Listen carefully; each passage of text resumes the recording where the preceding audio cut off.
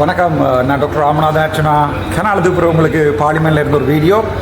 இன்றைய தினம் மே மாதம் 2025 8ஆம் தேதி முதலாக பாராளுமன்றத்துக்கு கணக்கு நாட்களுக்கு பிறகு வந்திருக்கிறோம். இன்றைய தினம் கூட என்னுடைய அனைவருக்கும் காலை வணக்கம். இன்றைய தினம் கூட என்னுடைய ப்ரிவிலேஜ், அதாவது பாராளுமன்றத்திலே நான் கதைக்கின்ற என்னுடைய உரிமையை தடுத்து வைத்திருக்கிறார்கள்.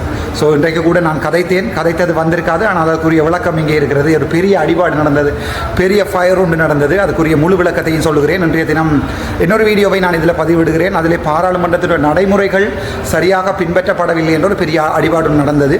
அதை பொதுமக்களும் அறிந்து வைத்திருக்க வேணும். அது அப்போது தான் உங்களுக்கு பாராளுமன்றத்திலே என்ன நடக்கிறது, பாராளுமன்றம் என்றா என்ன, பாராளுமன்றத்தில் எவ்வாறான முடிவுகள் எடுக்க, அரசியலை சற்று ஆர்வமாக இருங்கள்.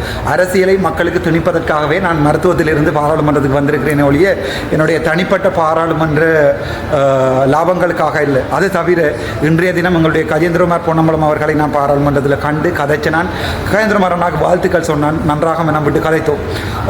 அவர்களும் சில பொறுப்புகள் விட்டு நான் அவரை நேரடியாக சொன்னான், நான் உங்களுக்கு சில பொறுப்புகள் தந்திருக்கிறேன், நீங்கள் இந்த வரை செய்ய வேண்டும் நேரடியாக சொல்லியிருக்கிறேன். அவர் அது தவிரவும் நான் சொல்லியிருக்கிறேன், தமிழ் தேசியம் என்ற பார்வையில் நாங்கள் ஒன்றாக நிற்போமாக இருந்தால் நீங்கள் 10-12 என்னை மன்னிக்கொள்ளலாம். எங்கே எது நடந்தாலும் எனக்கு சொல்லுங்கள், நான் வருகிறேன்.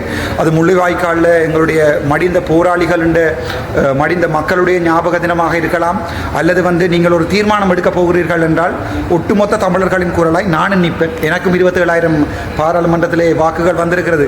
27,000 தானே 4 லட்சத்தில் என்று நீங்கள் நிற்கக்கூடாது. 27,000 என்றது விழுந்த வாக்குகளில் ஒரு பெரிய கணிசமான பகுதி. ஆகவே நான் அதை சொல்லியிருக்கிறேன். எங்களுடைய கஜேந்திரகுமாரனாக்கா அதன் பிறகு புது ஸ்ரீதரன் ஐயா கூட சாப்பிட்டு கொண்டிருந்தார்.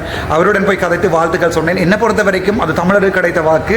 என்னுடைய மனதில் எதுவும் இல்லை. நான் கஜேந்திரகுமாரனாக தெளிவாக சொல்லியிருக்கேன், இந்த மனசில் எதுவுமே அண்ணா இல்லை, எந்த ஒரு உங்களை விழுத்தோணுமோ அல்லது தமிழரசு கட்சியை விழுத்தோணுமோ இல்லை. பிள்ளைகளை சுட்டு காட்டி அதையும் சரிப்படுத்திக்கொண்டு நீங்கள் போகும்போது நான் சந்தோஷமாக உங்களுடைய பாதையில் நீங்கள் போகின்ற தமிழ் தேசியத்தின் பார்வையில் உங்களுக்கு உதவியாக இருப்பேன். அதற்காக நான் சில உங்களுடைய இல்லை, நான் அவருடைய தெளிவாக சொல்லியிருக்கிறேன். அந்த கையீட்டி விகாரை சம்பந்தமான விடயங்களை நான் சொல்லிக்கிறேன். உங்களோட சேர்ந்து அந்த உடைக்க வேண்டும் என்ற கொள்ளைக்குள்ள அந்த அரசியலுக்குள்ள என்னால் வர முடியாது. ஆனால் இன்றைக்காவது ஒரு நாளைக்கு நீங்கள் ஒரு தீர்மானம் நிறைவேற்றி 11 பாராளுமன்ற உறுப்பினர்கள் உங்களுக்கு தேவை என்றால் நான் அதில் 10-11 நான் நினைப்பேன்.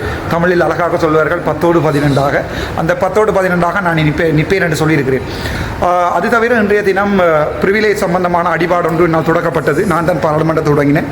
கிட்டத்தட்ட அரமணத்தியாளங்கள் தொடர்ந்து சண்டை பிடித்துக் கொண்டிருந்தவர்கள் கையோது வெயிட் அரமணத்தியாலும் கிட்டத்தட்ட சண்டை பிடித்துக் கொண்டிருந்தவர்கள் அது முடிய அந்த சண்டைகள் முடிய நான் எழும்பி பாயிண்ட் ஆஃப் ஆர்டர்னு கேட்டேன். என்றால் அவ்வளவு நேரம் அந்த சண்டையை நான் விளங்கப்படுத்தி தமிழில் சொல்லுகிறேன். அதாவது பாராளுமன்ற வளமையான பிஸ்னஸ் என்று சொல்லுவது என்ன சொல்கிறது, வளமையான நிகழ்ச்சி நிரல் பிஸ்னஸ். அந்த நிகழ்ச்சி நிரலை தாண்டி இன்றைய தினம் வேறு விடயங்கள் கதைக்கப்பட்டது, பிரச்சனை போனது, சண்டை பிடிக்கப்பட்டது, எல்லாமே நடந்தது. ஸோ அவ்வாறு போன போது கூட நான் அந்த அமைதியாக இருந்துவிட்டு அதன் பின்னர் நான் எழுப்பி கேட்டேன், எனக்கு பாயிண்ட் ஆஃப் ஆர்டர் தரையிருமோ, நீங்கள் ஓணுமென்றால் லைவை நிப்பாடுங்கள், பிரச்சனை இல்லை. அதன் பிறகு நான் பாராளுமன்றத்திலே சிறப்புரிமை பிரச்சனை ஒன்றை உருவாக்கினேன். அதாவது பாராளுமன்றத்திலே செய்கின்ற வேலைகள் சரியாக செய்யப்படவில்லை, பிழையாகத்தான் இருக்கிறது. எங்கே போனாலும் பிழை என்றால் அநீதி என்றால் குரல் குடிக்க தெரிந்தவன் அர்ச்சுனா. ஆகவே அது இந்த பாராளுமன்றத்தின் நடைமுறைகள் பின்பற்றப்படவில்லை என்பது அப்போ அவர் கேட்டார், எங்களுடைய சபாநாயகர் என்ன விடயம் என்று. அப்போது நான் சொன்னேன், நடைமுறையின் படி ஒரு பாராளுமன்ற உறுப்பினர் தனது சிறப்புரிமை மீறப்பட்டிருக்கிறது என்று சொல்லி ஒரு முறைப்பாடினை அளித்திருந்தால் தாங்கள் அதை பாராளுமன்றத்திலே விவாதிப்பதற்கு விட வேண்டும். ஆனால் அந்த முறைப்பாடு சபாநாயகருக்கு எதிரானது என்பதாலும் அது தவிரவும் அந்த முறைப்பாடு உங்களுடைய பிமல் ரத்நாயக் அவர்களுக்கு எதிரானது என்பதனாலும் நீங்கள் அதை 3 தடவை நான் கடிதம் தந்து நிராகரித்திருக்கிறீர்கள். அது ஒரு பெரிய பிழை என்று சொன்னபோது அந்த வீடியோ இதில் இருக்கிறது. நான் கதைப்பதை நிறுத்தியிருக்கிறார்கள், ஆனால் என் சார்பாக கதைப்பதின்ற தமிழாக்கத்தை பிமல் ரத்நாயக் எழுப்பி சொல்லியிருந்தார், அப்படி ஒரு கடிதம் கொடுக்கவே இல்லை என்று. அது ஒரு பெரிய பொய். அதையும் விட மிகப்பெரிய பொய் என்னவென்றால், சாதாரணமாக பாராளுமன்றத்திலே ஒரு நடைமுறை இருக்கிறது. ஒரு பாராளுமன்ற உறுப்பினர் இது செய்யப்படுகின்றது என்றால், அதாவது அரெஸ்ட் பண்ணப்படுகிறார் அல்லது சட்ட நடவடிக்கை அல்லது அவரை அரெஸ்ட் பண்ணுகிறோம், சுடுகிறோம் என்றால் கூட சபாநாயகருக்கு அறிவிக்கணும். சபாநாயகருக்கு கீழ் பொறுப்பில் தான் நாங்கள் இருக்கிறோம். ஸோ உங்களுக்கு தெரியும், பிப்ரவரி மாதம் அல்லது ஜனவரி மாதம் 21ஆம் தேதி நான் அந்த பிரச்சனை பட்டபோது அங்கே அனுராதபுரத்திலே போலீஸாருடன் பிரச்சனை பட்டபோது என்னை அரெஸ்ட் பண்ணியிருந்தார்கள். அரெஸ்ட் பண்ணுவதற்கு போலீஸார் 29ஆம் தேதி வந்து திட்டமிட்டு என்னுடைய ஃபோனை ட்ராக் பண்ணி அரெஸ்ட் பண்ணும்போது அதற்குரிய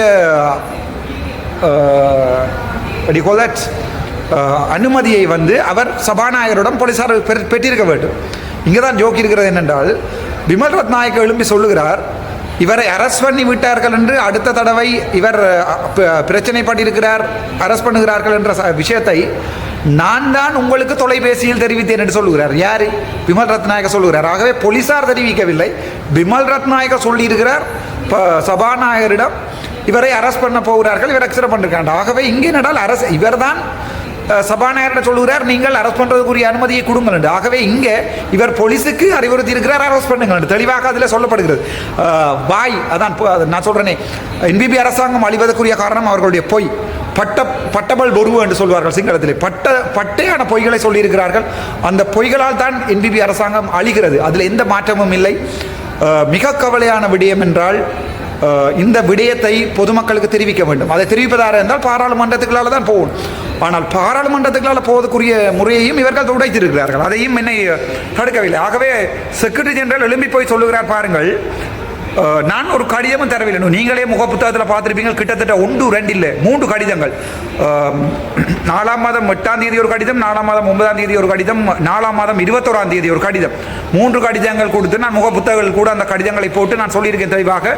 என்னுடைய சிறப்புரிமை மீறி என்னுடைய குரலை அடக்கி ஒடுக்கி இருக்கிறார்கள். விமல் ரத்நாயக் அவர்கள் போய் சொல்லியிருக்கிறார்கள். கதைக்க போன போது பாராளுமன்றமே பயப்படுகின்றதெல்லாம் முக புத்தகத்தில் நான் போட்டிருப்பேன். இப்போ ஒரு தமிழர்கள் தெளிவாக விளங்கிக் கொள்ளணும். அப்போது நாங்கள் ஒரு தமிழ் இனம், நாங்கள் ஒரு தேசிய இனம். எனக்கு ஸ்ரீதரனோ எனக்கு கஜேந்திரமார் பொண்ண மூலமோ அவர்களை எதிர்க்கணும் என்றோ இந்த அரசியலும் இல்லை. எனக்கு என்னை பொறுத்த வரைக்கும் உண்மையாக இருக்கணும், என்னுடைய தமிழ் மக்களுக்கு உண்மையாக இருக்கணும். யார் என்ன கதைச்சாலும் பயமில்லாம் துணிஞ்சு கதைக்கணும். என்னிடம் ஆயுதம் இல்லை, ஆயுதம் எடுத்து என்னால் போராட ஏதாவது. என்னிடம் இருக்கிற ஆயுதம் என்னுடைய தந்தை தந்து விட்டு போன எனது கல்வியும் எனது அறிவும். அதை பாவித்து நாங்கள் இப்போது ஒரு ஜனநாயக நாட்டிலே உண்மையை வெளிக்காட்டுறோம் பண்ணுறதுலாம் நான் இருக்கிறேனே ஒழிய எனக்கு எந்த அரசியலுமே இல்லை. நான் அப்படி சொல்லிக்க கூட நீங்கள் யோசிக்கலாம், அப்போ இவருக்கு திருப்பி ஒரு எம்பியாக வர ஆசையாக இல்லை. உண்மையாகவே இல்லை. இந்த முறை எம்பியாக வந்தபோது சற்று கூட சந்தோஷப்படவில்லை. நான் அவர்களுக்கு செய்திருக்கிறேன். யாருக்கு? அங்கஜன் ராமநாதனுக்கும் டக்ளஸுக்கும். இப்போது பாதைகளில் இறங்கி டக்ளஸ் திரிகிறார் என்றால் அதுக்கு காரணம் ராமநாதன் அர்ச்சுனா. இப்போது என்பிபி வந்து கெஞ்சுகிறது என்றால் என்னட்ட இப்போது இந்த விஷயத்தை உள்ளுக்குள்ள கதைப்பம் பார்லிமெண்ட்டுக்கு கொண்டு வராது என்று கெஞ்சுகிறது என்றால் அது காரணம் ராமநாதன் அர்ச்சுனா. துணிந்து நெல் எதுக்கும் பயப்படாது. இன்றைக்காவது ஒரு நாளைக்கு சாகத்தான் போகிறோம். நீங்கள் விரும்பாமலோ இன்றைக்காவது ஒரு நாளைக்கு சாகத்தான் போகிறோம். அதுக்கு இன்றைக்கு செத்த என்ன, நாளைக்கு செத்த என்ன, அவ்வளோதான் என்னுடைய குரல். இன்றைக்கும் சாகலாம், நாளைக்கும் என்பிபி என்னை சுட்டு சாகலாம், இன்னொரு ஒரு கிழமையிலும் என்னை என்பிபி சுட்டு சாகலாம். என்று சாகுறோம் என்பது முக்கியம் இல்லை, இதற்காக சாகுறோம் என்பதுதான் முக்கியம். 44,000 பேர் சாய்க்கலைடாப்பா யோசிச்சிருப்பாங்களா? தங்கள பேரை நீங்கள் மறப்பீங்க, டிக்டாக்ல தங்களை போட்டு கழுவி ஊற்றுவீங்க, இவங்களெல்லாம் கள்ளரெண்டெல்லாம் சொல்லுவீங்க. ஒரு இயக்க அக்காவினுடைய உடுப்புடன் நிற்கிற படத்தை டிக்டாக்ல வந்து ஏஐல செய்து ஆடுகிற மாதிரி போட்டிருக்கிறார்கள். அப்படியான கேவலமான தமிழர்களை மத்திலை நான் துணிஞ்சு நிற்கிறேன். என்னுடைய அரசியல் என்னுடைய ஏழை மக்களுக்கானது. யார் யார் உங்களுடைய குரல் வெளியால் வருதில்லை என்றால் என்னிடம் வந்து சொன்னால் உங்களுடைய குரலாக நானே கதைப்பேன். இது ஒரு முக்கியமான விடயம். இந்த விடயத்தை நான் உங்களுக்கு சொல்வதற்கு மிகவும் சந்தோஷப்படுகிறேன். நன்றி, வணக்கம். இதோடு இருக்கின்ற இந்த விடயத்தை இப்போ மிச்சத்தை பாருங்கள். நான் மறந்து போன சில விஷயத்தை கதைப்பதற்கு இதில் தமிழாக்கம் தந்திருக்கிறேன். கடிதம் தரவில்லை என்று சொன்னார்கள். ஆகவே அதையும் நான் இப்போது கடிதம் தந்திருக்கிறேன் என்பதையும் காட்டுவதற்காக அதையும் கதைத்திருக்கிறேன். கடிதத்தை பாராளுமன்றத்தில் போடாது என்று சொல்கிறார்கள். அப்போது ஸ்பீக்கர் சொல்லுகிறார், அப்படி கடிதம் ஒன்றும் வரவில்லை, வந்திருந்தால் கொண்டு காட்டுங்கள். அதை போட வேண்டாம் என்று சொல்கிறார்கள் என்பிபி வெளியால் வந்து. ஆனால் நான் போடுகிறேன். ஏனென்றால் உண்மை தெரியணும்.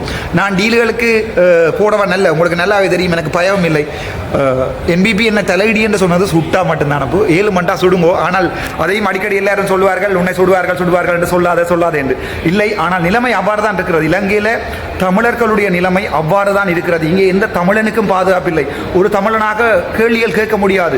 பாராளுமன்றத்துக்கு நீங்கள் அனுப்பி வைத்திருப்பவர்கள் நீங்கள் நினைக்கிறதை கேட்கிறார்கள் இல்லை என்ற குறை இருப்பதால் தான் பாராளுமன்றத்துக்கு நீங்கள் என்னை அனுப்பி வைத்திருக்கிறீர்கள். நான் உங்களுடைய குரலாக இருப்பேன். எனக்கு என்ன நடந்தாலும் நான் இருப்பேன். எனக்கு இன்றைய பயங்கர சந்தோஷம். இன்றைய தினம் என்னை சொன்னார்கள், நீ ஒரு தமிழ் என்று கதைக்கிற இனவாதி என்று. நான் தெளிவாக சொல்லிக்கிறேன், நான் உங்களுடைய மொழியில் கதைக்கிறேன். மாமா உபலாகே பாசாவி கதாகணும் மங்கோமத மீ ஜாதிவாதி வேணும். கிழித்திருக்கிறேன் பாராளுமன்றத்தில். அதன் பிறகு பாராளுமன்றம் முடிந்த பிறகு கூட இன்றைக்கு எரிந்தது பாராளுமன்றம் முடிந்த பிறகு லஞ்ச் பிரேக் அனௌன்ஸ் பண்ண பிறகு நான் திரும்பவும் கத்தினேன். அப்போது யாருமே ஒன்றும் செய்யலாது. நான் சொன்னேன் நீங்கள் பட்டபல் உருவாக்கியணும் ஒன்றரை தேர்றோம் மினிசூட்டு. அப்போது அவர்கள் சொன்னால் நிப்பாட்டு வெளியே வா கதைப்பா வெளியே வா. நான் சொன்னேன் வெளியே வந்து கதைக்கிறேன் பிரச்சனை இல்லை, ஆனால் நீங்கள் துரோகம் செய்திருக்கிறீர்கள், அதை மக்களுக்கு சொல்லேன். அவ்வளவுதான். நன்றி, வணக்கம். சிவஞானம் ஸ்ரீதரன் மந்திரித்துமா. கௌரவ சபாநாயகர் அவர்களே, நான் வடக்கு கிழக்கிலே உள்ள காணிகள் சம்பந்தமாகவும் காணி விடயங்கள் தொடர்பிலும் සම්බන්ධයෙන් මම හෙට දින ඔබතුමා පොයින්ට් මොකද්ද?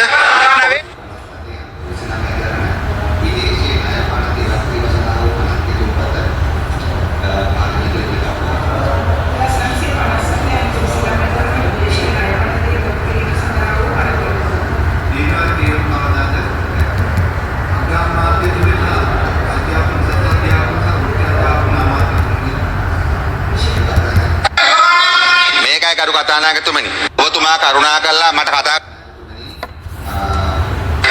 කාටවත් පබ්ලික් අපොලොජි කරන්න වැරදි කළත් නැහැ.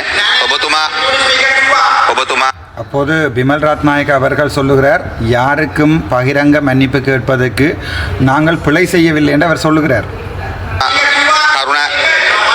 ඔබතුමා කරුණා කළා මට කතා කරන්න දෙන්න. அப்போது நான் சொல்லுகிறேன், இல்லை உங்களுடைய டிப்யூட்டி ஸ்பீக்கர் சொன்னார் எனக்கு தான் பப்ளிக் அப்பாலஜி தருவதை கேட்டு தருகிறேன் என்று அவர் சொன்னார். நான் அதை ஏற்றுக்கொள்ளவில்லை என்று பிமல் ரத்நாயக்க சொல்லுகிறார். தயவுசெய்து எனக்கு கதைக்கு இடம் தாருங்கள் என்று பாராளுமன்றத்திலே சண்டை போய் கொண்டிருக்கிறது. කරුණා ඒ නිසා කරු කතානායකතුමනි මේකයි කරු කතානායකතුමනි අපිට කිතා පැහැදිලි කියන්න තියෙන්නේ අපි කිසිම කෙනෙක්ගෙන් පබ්ලික් අපොලොජි කරන්න අපි කියලාත් නැහැ. ඔබතුමාගේ බලතලානු நான் பேசுகிறேன் அவருக்கு. அவர் சொல்கிறார், தாங்கள் யாரிடமுமே பப்ளிக் அப்பாலஜி கேட்பதற்கு தாங்கள் விரும்பவில்லை, தாங்கள் நினைக்கவில்லை என்று. அப்போது நான் அவருக்கு பேசுகிறேன், இல்லை உங்களுடைய டிப்யூட்டி ஸ்பீக்கர் அவர்கள் சொன்னார்கள், தாங்கள் பாராளுமன்றத்திலே பொது மன்னிப்பு கேட்கிறோம், சுவஸ்திகா அருண்லிங்கம் சம்பந்தம் தொடர்பாக நான் கதைத்த விடயத்துக்கு பொது மன்னிப்பு கேட்கிறோம் என்று உங்களுடைய டிப்யூட்டி ஸ்பீக்கர் அவர்கள் சொன்னார்கள் என்று சொல்லுகிறேன்.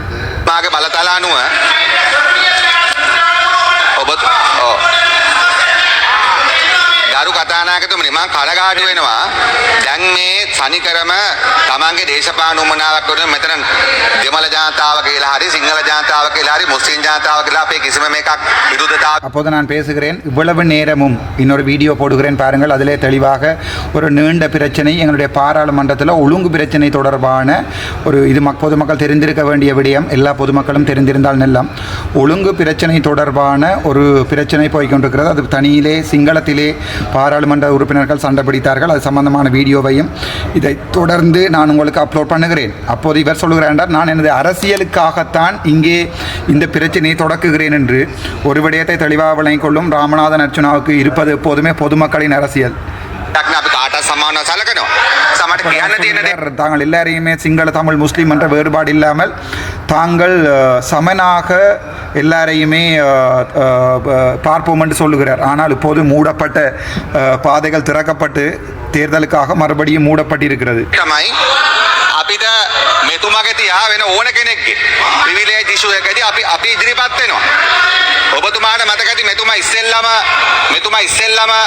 ඔබතුමාට මතකයි මෙතුමා ඉස්සෙල්ලාම මොකක් හරි ඇක්සිඩන්ට් මොකක් හරි පොලිසියත් එක්ක රණ්ඩුවකට වෙලාවකදී මෙතුමා රිමාන්ඩ් කරනවා කියලා පත්‍රයෙන් දැනගත්තම මෙතුමා කතා කරන්නත් කලින් මම තමයි ඔබතුමාට කතා කරලා ඒක දැනුවත් කළේ. ඒ නිසා මට කියන්න තියෙන දේ තමයි இப்போதுதான் ஒரு விஷயம் தெளிவாக வெளிப்படுகிறது. என்னை ரிமாண்ட் பண்ணுவதற்கு முன்னாக போலீசார் பாராளுமன்றத்திலே இதிலே திட்ட தெளிவாக இருக்கிறது. ரிமாண்ட் பண்ணுவதற்கு முன்னம் பிமல் ரத்நாயக் அவர்கள்தான் தனுவத்கரை என்று சொல்லுகிறார். அதாவது ரிமாண்ட் பண்ணி இருக்கிறார்கள் என்று ஸ்பீக்கருக்கு சொல்லி இருக்கிறார்கள். ஸோ அது திட்ட தெளிவான ஒரு விவரம் என்னவென்றால், பாராளுமன்ற சபாநாயகருக்கு அறிவிக்கப்படாமல் தான் பாராளுமன்ற உறுப்பினர் கைது செய்யப்பட்டிருக்கிறார் என்பது தொடர்பான திட்ட தெளிவான விளக்கம். ඉතාම කරදරයක් ගරු කතානායකතුමනි. ඒ කියන්නේ අවම හැසිරීමක් අවම සදාචාර සම්පන්න හැසිරීමක් අපිට අවශ්‍යයි මේ සභාවේ. එහෙම නැතුව කරන්න බෑ මේ සභාව. නිසා කරුණාකරලා ඒ නිසා කියන්නේ බොරු කියන්න එපා. අපි පබ්ලික් අපොලොජි කරන්න මෙහා මේ නට சொல்கிறார், இந்த பாராளுமன்றத்திலே கதைப்பதற்கு வந்து பொய் சொல்ல வேண்டாம் என்று சொல்லுகிறார். ஆனால் ஒரு தெள்ள தெளிவான பொருளை இந்த பிமல் ராத்னா நான் நினைக்கிறேன், வடக்கு மாகாணத்திலே தமிழ் மக்கள் ஜேவிபியை இப்போது எதிர்ப்பதற்குரிய மிகப்பெரிய காரணம் இவர்கள் பொய்யர்கள் என்பதுதான். அதற்குரிய திட்ட தெளிவான ஆதாரம் இங்கே சிக்கியிருக்கிறது. இவரே சொல்லுகிறார், தான் சபாநாயகரிடம் தெரிவித்ததாக பத்திரையில் பேப்பரில் வந்ததாக. அப்படியாக அன்றைய தினம் அவர்கள் அனுமதி எடுத்துக்கொண்டது சபாநாயகருடைய அனுமதி இல்லாமலா அரெஸ்ட் பண்ணினார்கள். පිස්සුවට අපි අපොලොජි කරන්නේ මොකටද? ඔබතුමා ඕන ප්‍රිවිලේජ් එකක් කරලා නම් ඒවට අදාළ පරීක්ෂණ කරන්න. මේ කවුද මේ? அப்போது அவர் சொல்கிறார், உங்களுக்கு எதுவும் தேவை என்று சொன்னால் நீங்கள் அதற்குரிய என்ன சொல்வது, அதற்குரிய சோதனைகளையும் விசாரணைகளையும் ஆரம்பிக்கலாம். இவர் யார் என்று எனக்கு பேசுகிறார் பிமல் ரத்நாயக். සිවඥානම් සීදරන් මන්ත්‍රීතුමා கௌரவ சபாநாயகர் அவர்களே, வடக்கு கிழக்கிலே வாழுகின்ற தமிழ் மக்களில் பெரும்பாலானவர்கள் தங்களுடைய பிரச்சனை நடக்குது, சபாநாயகர் பிரச்சனை நடக்கிறது, குடியாக தொடங்கியிருக்கிறார். ලේකම් මණ්ඩලයට එම ප්‍රිවිලේජ් පිළිබඳ ලිපියක් ලැබී නැමත. அப்போது சொல்லுகிறார் பாராளுமன்ற சபாநாயகர் தங்களுடைய காரியாலயத்துக்கு அவ்வளவு பிரிவிலேஜ் சம்பந்தமான எந்த கடிதமும் வரவில்லை என்று சொல்லுகிறார். கையில் இருக்கிறது, நான் முகப்புத்தகத்திலே போட்டிருக்கிறேன். நான் பாராளுமன்ற சபாநாயகரை சந்திக்கும் போது அவர்கள் சந்திக்க முடியாதுன்னு சொல்லியிருக்கிறார். சகல கடிதமுமே நான் போட்டிருக்கிறேன் பாராளுமன்றத்தின் என்னுடைய முகப்புத்தகத்தில். இப்போது எவ்வளவு போய் சொல்லுகிறார் என்று பாருங்கள். සභානායකතුමා මම කරුණාවෙන් ඉල්ලා සිටිනවා ඔබතුමාගේ උපදෙස් මත ලේකම් මණ්ඩලයෙන් දැන් මේ ප්‍රශ්නය මෙච්චර ඇදින්නේ නැහැ. ඔබතුමිය කිව්වනම් කෙලිම ලේකම්තුමිය කතානායකතුමාට ඒක ලැබිලා නැහැ කියලා. ඔබතුමියලා அவர் சொல்லுகிறார், செக்ரட்டரி சொல்லுகிறார், அப்படி ஒரு கடிதம் தங்களுக்கு வரவே இல்லை என்று சொல்லுகிறார். இப்படி ஒரு பட்ட பொய். நான் இந்த இதிலே விளங்கிக் கொள்ளணும், தமிழ் மக்களுக்கு எந்த ஒரு நியாயமும் உண்மையும் கிடைக்கப் போவதில்லை. எந்த ஒரு நியாயம் உண்மையும் கிடைக்கப் போவதில்லை இந்த நாட்டில். தமிழ் மக்கள் இதற்கு மேலும் என்பிபி அந்த பிபி இந்த பிபி என்று தெரிவீர்களாக இருந்தால் நீங்கள் உங்களுக்கு மண்ணள்ளி போட்டுக் கொள்ளுங்கள் தலையில். මෙයාලා ඒක කියන්නේ නැති වුණාම ඒ මන්ත්‍රීතුමා කියනවා මෙතන ලියුම් තුනක් දුන්නා කියලා. එතුමා අපිට විවේචනය කරනවා. මේක රටට සම්පූර්ණයෙන් එතුමා පස්සේ හරි කියනවා. எப்படி சொல்லுகின்ற ஒரு பொய், எப்படி சொல்லுகின்ற ஒரு பொய். நான் இந்த 3 கடிதங்களும் வேறு கொடுத்திருக்கிறேன் இவர்களுக்கு. கடிதத்துக்கு பதில் தர முடியாதுன்னு சொல்லியிருக்கிறார்கள். කරුණාකරලා මම කියන්නේ ලේකම් මණ්ඩලයේ විදිහට මේ සභාව සම්පූර්ණ අවුල් කරගන්න කාට හරි ඕන නම් ඒක යාගේ වගේ. නමුත් අපි ඒකට ඉඩ දෙන්නේ නැහැ. අපි ඒකට ඉඩ දෙන්නේ சொல்லுகிறார், இந்த பாராளுமன்றத்தை நோண்டியாக்குவதற்கு தாங்கள் இடம் தென்ன மாற்றோம் என்று சொல்லுகிறார். இப்படிப்பட்ட பொய். අපි ඉඩ දෙන්නේ නැහැ. හරිද? ඒ නිසා අපිට කියන්න තියෙන්නේ කරුණාකරලා ලේකම් මණ්ඩලය මගින් මේ අදාළ පැහැදිලි කිරීම කරු කතානායකතුමාට සහ සභාවට කරන්න. නැත්නම් මේක නිකන් அப்போது அவர் சொல்லுகிறார், அப்படி என்றால் செக்ரட்டரி ஜெனரலுடைய அவர்கள் செக்ரட்டரி ஜெனரல் வந்து இந்த பாராளுமன்றத்துக்கு தெரிவிக்க வேண்டும், தாங்கள் அப்படி ஒரு கடிதத்தை ரிசீவ் பண்ண வேண்டும். இப்படிப்பட்ட ஒரு பொய்யை சொல்லுங்க. දන්න දෙන්න එපා. මෙතන කිසිම තේරුමක් නැහැ. කරු අජිත් පෙරේරා මන්ත්‍රීතුමා. කරු අජිත් පෙරේරා මන්ත්‍රීතුමා. දැන් මෙම මන්ත්‍රීතුමා යම් වරදක් කරා නම් ඒකට දඬුවමක් දීලා තියෙනවා. ඒ ගැන ගැටලුවක් නැහැ.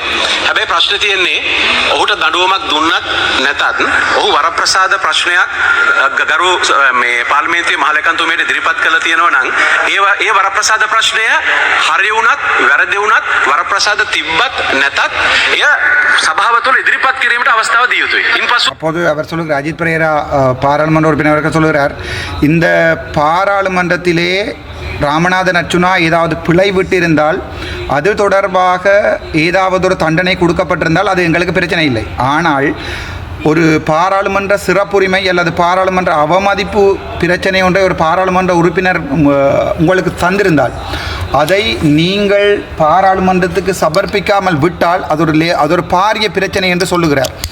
ஆகவே தொடர்ந்து கேளுங்கள்.